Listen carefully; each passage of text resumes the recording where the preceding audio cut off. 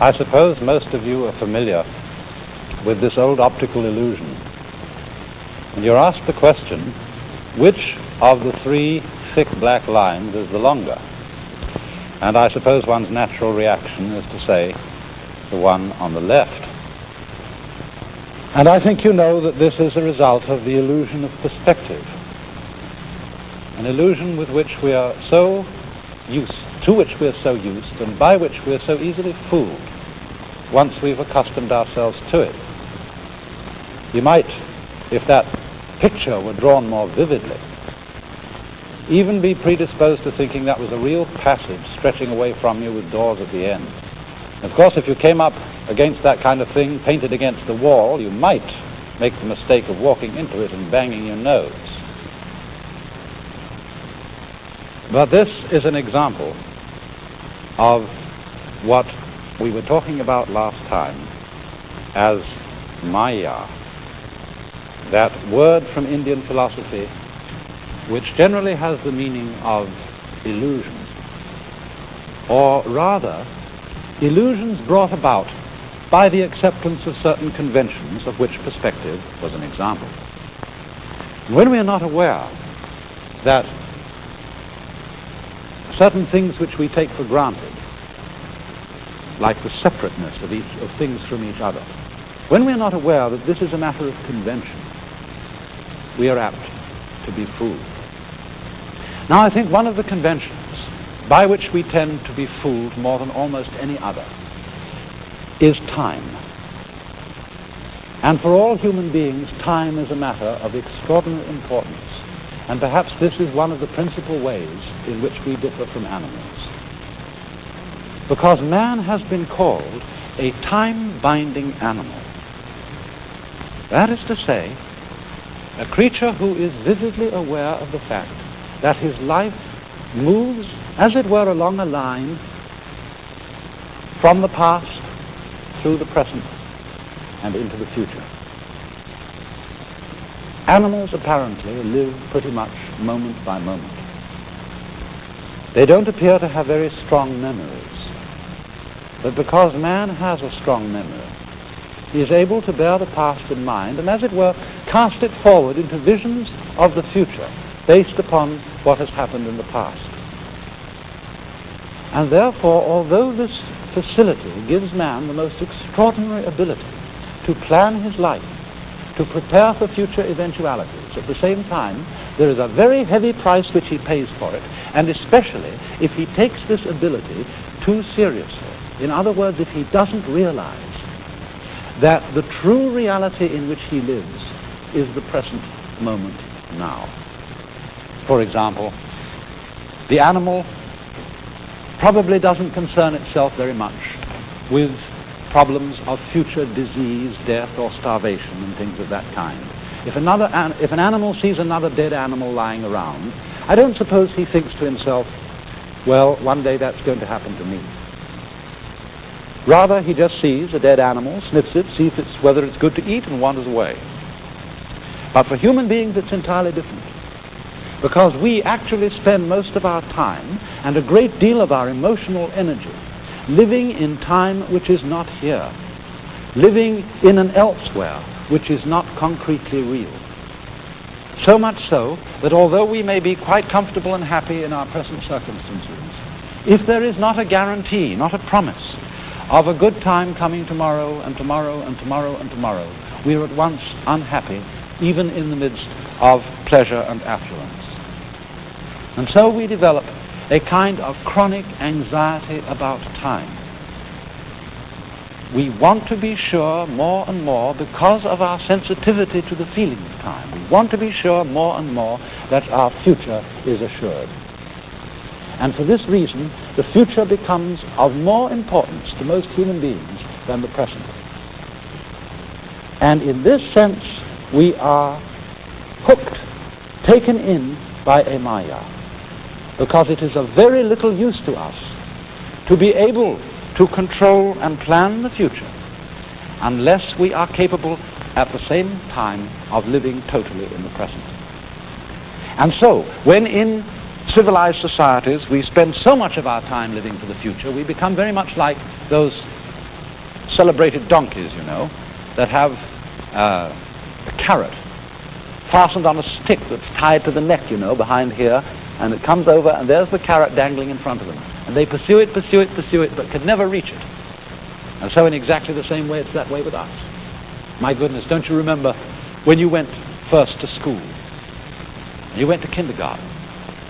And in kindergarten, the idea was to push along so that you could get into first grade, and then push along so that you could get into second grade, third grade, and so on, going up and up. And then you went to high school, and this was a great transition in life. And now the pressure is being put on. You must get ahead. You must go up the grades and finally be good enough to get to college. And then when you get to college, you're still going step by step, up to the great moment in which you're ready to go out into the world. And then when you get out into this famous world comes the struggle for success in profession or business. And again, there seems to be a ladder before you, something for which you're reaching all the time. And then, suddenly, when you're about 40 or 45 years old in the middle of life, you wake up one day and say, "Huh? I've arrived." And by Jove, I feel pretty much the same as I've always felt. In fact, I'm not so sure that I don't feel a little bit cheated. Because, you see, you were fooled. You were always living for somewhere where you aren't. And while, as I said, it is of tremendous use for us to be able to look ahead in this way and to plan, there is no use planning for a future, which when you get to it and it becomes a present, you won't be there. You'll be living in some other future which hasn't yet arrived. And so in this way, one is never able actually to inherit and enjoy the fruits of one's action. You can't live at all unless you can live fully now. And because now is never satisfactory, because we're never really living in it, we get more and more avid to go ahead and pursue the future. We develop our technology to a fantastic ability where we can more and more fulfill our desires for the future almost immediately, working towards a sort of push-button world. But have you ever stopped to think what the world would be like if you could fulfill every wish the moment you wished it? Suppose, for example, on going to bed at night, you could always dream whatever you wanted to dream. What would happen after a while? Of course, I suppose at first you would dream fantastic pleasures, wonderful adventures, fulfillment of all the things you ever wished. Then as time went on, don't you think you'd want to be, a little bit surprised, to have a little bit less control over what was happening to you? And after you'd experimented with this for some months or years, you might even want dreams in which you suffered. Because there is no real delight, no real fulfillment without delay. Doesn't every child know on a hot day when you think, I'm terribly thirsty and I'd like an ice cream soda? Haven't you tried the experiment of putting off drinking it, putting off, so that you get thirstier and thirstier, and it's so much fun when you finally get to it? And so in the same way, impatience with time, always wanting the future, is frustrating. Now you know, in Indian thought, one of the basic myths or ideas is of Brahma, the world creator, who has infinite power and has everything that he wants. But he is like our dreamer, and he wants to do something with the infinite time at his disposal. And therefore what he does is to dream, just like this, to dream the existence of the world. And he does it over enormous and incalculable periods of time, dreaming that he is the knower, the self, in every single creature that exists in the world, dreaming them all at once, experiencing their joys and sorrows, completely plunging himself into the adventure of forgetting who he is.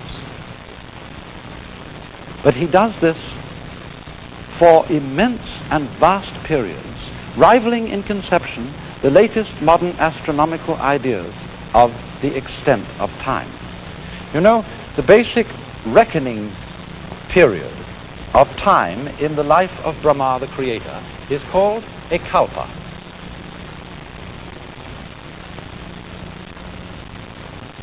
And that is a period of 4,320,000 years. And the kalpas are called the days of Brahma.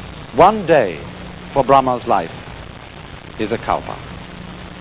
And so there are the periods which you can call his days or nights, whichever you wish, where he goes into dream and he dreams the world. And then for the following kalpa, he wakes up and realizes who he is again, and then he dreams again, going on and on and on through years of kalpas, of 360 days and nights of Brahma, centuries of kalpas, endlessly, endlessly, endlessly. For the Hindu doesn't think of time in quite the same way that we do. Obviously, we think of time as linear, day after day after day after day, going along in a line. Or sometimes we like to think of time as this sort of line, going up and up and up and up and up and up and getting better and better and better. But that's not the fundamental idea of time for almost any people in the world outside of Western civilization. In nearly every other part of the world, time is thought of as a circle.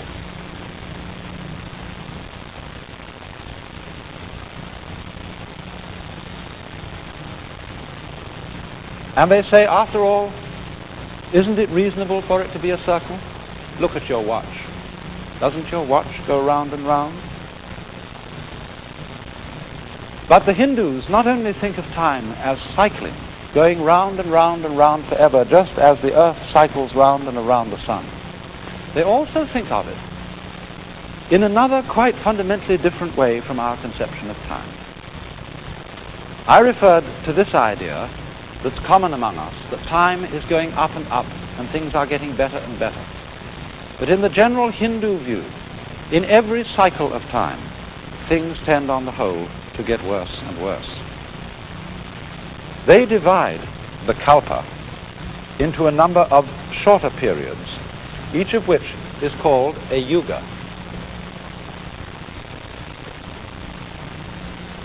But the yugas are so arranged that there are 4 of them in what is called a mahayuga or great yuga. The first one, occupying this period, is the longest. The second one occupies a shorter period, from here to here. The third, still shorter than the second. The fourth, the shortest of all. And the names that are given to them are the names of the throws in the Indian game of dice. The best throw, the throw of 4, is called Krita. And that lasts for the longest time. It is a golden age where everything is just fine. The next one is called Treta, the throw of 3. Pretty good, but not quite so good. The third is called Dvapara, the throw of 2. And here, good and evil are equally balanced. Not so hot. The final throw, the throw of 1, is called Kali, the worst throw, and that's the shortest period. And of course, according to Hindu ideas, we're living in it now. But in Kali Yuga, everything goes to pieces and becomes dreadful. And time goes faster. Now, why do they feel that time deteriorates in this way? It is because as one lives in time and becomes more and more conscious of time, we tend more and more to pursue the future, as I said a little while ago. And as we pursue the future, present time becomes more and more unsatisfactory, and we feel that we have to chase our happiness at greater and greater speeds.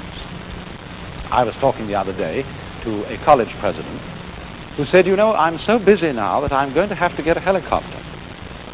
I said, whatever you do, don't do it. Because if you get it, more will be expected of you. You'll be expected to go to more places faster. And you see, in this whole problem of speed, of getting advantages in life because we can move about rapidly, we forget that speed is only of real advantage to you if you're the only person who has it. Then you can get ahead of other people. But the minute everybody else catches up with you, you're all back where you were, only going much faster and much more nervously. Going, as it were, faster and faster to less and less desirable objectives. We hurry everything we do. We make our products, our houses, our furniture, our clothes, so that they become obsolete quickly. We're in such a hurry to get everything done. We pay attention to the front rather than the back. Who, for example, in this day and age, has time to do anything like this? Here's a piece of Chinese embroidery. Those among you who've ever done any embroidery, some of the ladies, will no doubt recognize that this is a kind of stitch called needlepoint. It's done on a material made up of minute little squares of thread, like a grid or lattice of thread. And this work here is so minute that there are 1,024 stitches to the square inch.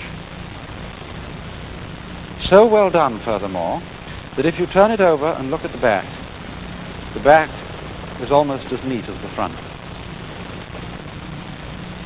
You know, ordinarily when you embroider, you take shortcuts around the back and take threads, jumping spaces and tying knots and things of that kind.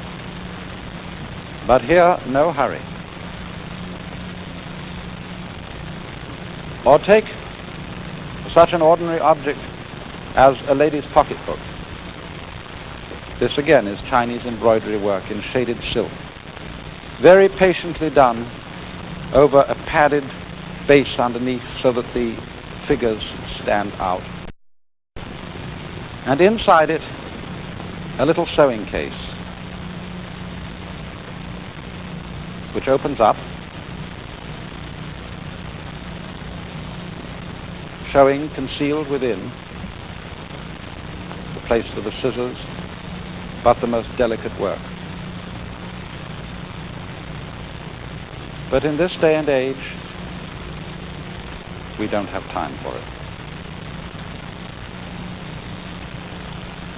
Because we are always in a hurry to get things finished, and so the things that we finish weren't worth finishing because they were done so fast.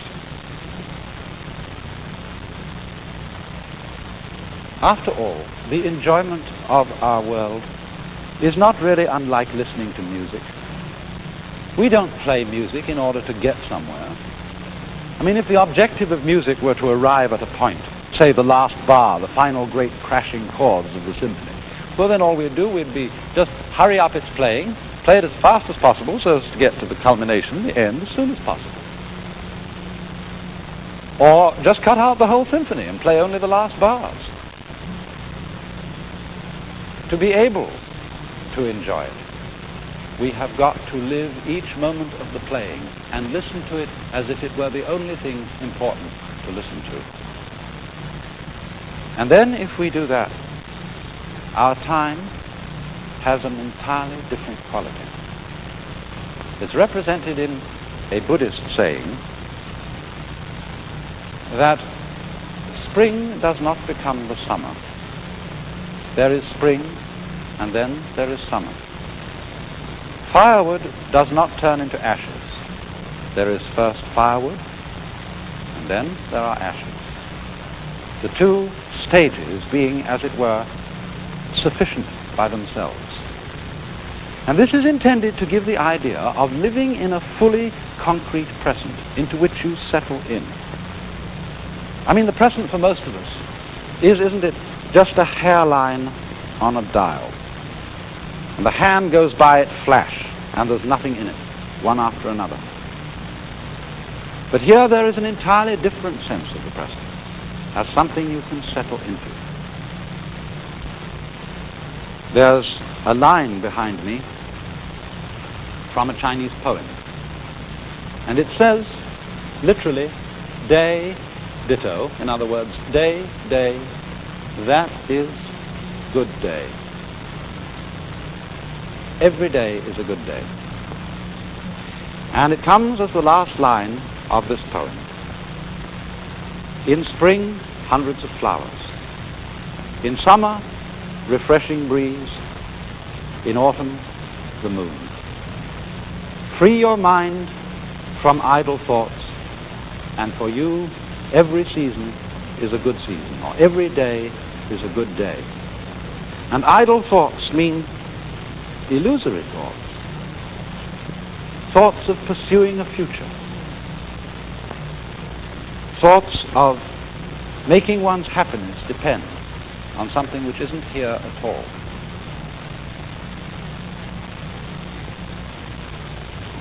But when one can come to realize that the present is the only place in which you live, and that the past and the future are now no more than useful illusions, still useful, but useful only if one can live in the present, then, as I say, one can settle into full participation with the momentary reality of life as it goes along, just like music. And so in the arts of the Far East, there is reflected a kind of delight in momentariness. One can really consider, for example, this stem of a broken bamboo.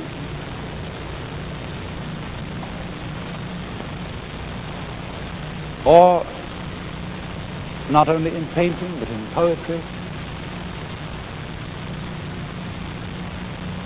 a poem in the Japanese haiku style, poems which just crystallize a single moment. In the dark forest, a berry drops, the sound of the water. Or a painting of a man sitting all alone in his boat and listening to the water. He's not asleep. He's not dreaming. He's a man living in an entirely real world, a world which we neglect because we have no time to sit and listen to the water. After all, are not the memories which you go over memories which persuade you that it's really worth being alive?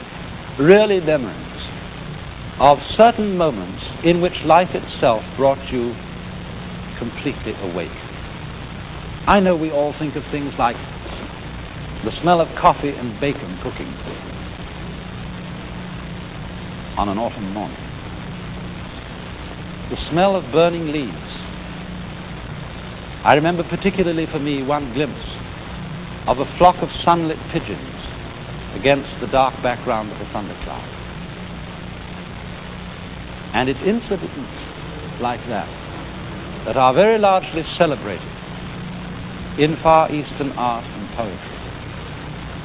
Perceptions of the full reality and intensity of the moment. Such a one as this. The sea darkens. The voices of the wild ducks are faintly white. A brushwood gate, and for a lock, this snail. Or paintings where one sees just a few birds on a branch, so vividly alive that you somehow think the next time you look at the branch, the birds won't be there. This is all an art form possible for people who feel themselves to be living in this real momentary world. I remember once a very wise man who used to give lectures on philosophical matters of this kind. Before he started giving any lecture, would sit for a while looking at his audience very intensely like this.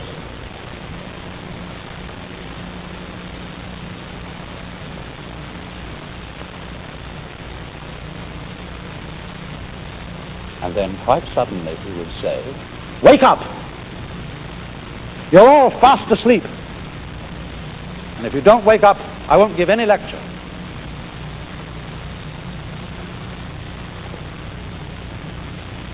And another Chinese sage pointed one day to some flowers while talking to a friend and said, "Most people look at these as if they were in a dream." And Buddha, one of the wisest of the sons of Asia, his real name was Gautama, but he was called Buddha because Buddha means the awakened one, the man who woke up. Now, in what sense was he awake? He was awake in the sense that he was completely all here. After all, we say about a person who's nuts, he's not all here. He's not all there. But our whole culture, our whole civilization, insofar as it is involved with time and living only for a future, is nuts. It's not all here. We are not awake. We are not completely alive now. And consequently, we are so hungry and so greedy because everything seems tasteless. We are living for an abstraction which has not yet come to be, and we don't know what really is.